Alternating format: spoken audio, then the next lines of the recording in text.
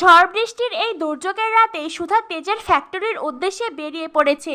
একলা সুধা কি করবে? পথে একটাও গাড়ি নেই। সামনে যেই গাড়ি আসছে সুধা তাদের কাছে হেল্প চাইছে, কিন্তু কেউই সুধাকে কোনো সাহায্য করে না। শেষে কিনা সুধা এসে পড়ে ইমনের গাড়ির সামনে।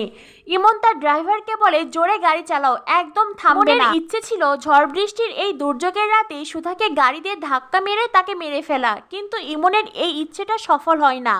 আগামী পর্বে দেখানো হবে সুধা তেজের ফ্যাক্টরিতে পৌঁছে গেছে, আর সুধার সাথে সাথে সেখানে ছোটকা সমুদ্র তারাও পৌঁছে গেছে। সুধা প্রয়োজনীয় জিনিসপত্র নিরাপদ জায়গায় গুছিয়ে রাখছে। এদিকে তেজের চিন্তা অন্য। তেজ যে ঠাম্মিকে কথা দিয়েছে বাড়ির পুজোতে বাধা পড়লো, ফ্যাক্টরির পুজোতে তেজ কোনো বাধা পড়তে দেবে না। এদিকে দুর্যোগের রাতে এমন তো পালিয়েছে, এখন পুজোর আয়োজন কে করবে? তখনই সুধা বলে, বিস্কুট দিয়েই পুজোর আয়োজন করা হবে। তেজ বলে, বিস্কুট দিয়ে? সুধা বলে, আপনি জানেন না মিস্টার বসু মল্লিক, বিস্কুট দিয়ে কি কি করা যায়। আর এদিকে দেখা যায় ফ্যাক্টরিতে ইলেকট্রিক প্রবলেম হয়েছে, আর সুধা সেটাই ঠিক করতে চায়।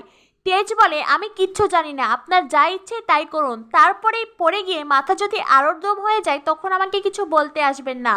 এরই মধ্যে সুধা ইলেকট্রিক শক খায় আর সুধা পড়ে যেতে চায়। তখনই তেজ চিৎকার করে ওঠে। তো বন্ধুরা, বুঝতেই পারছো সুধা রানী কিন্তু তার তেজবাবুর বিপদে ঠিকই পৌঁছে গেছে। আর এখন বাড়ির পুজোর সাথে সাথে ফ্যাক্টরির পুজোর সব আয়োজন করছে সুধা। মানে গজানন সব জায়গাতেই সুধার হাতেই পুজো নিচ্ছেন। এরপরেও যদি কাননবালা দেবী তার অহংকারে অন্ধ হয়ে থাকেন তাহলে আর কি, সময়েই কাননবালা দেবীর চোখ খুলে দেবে।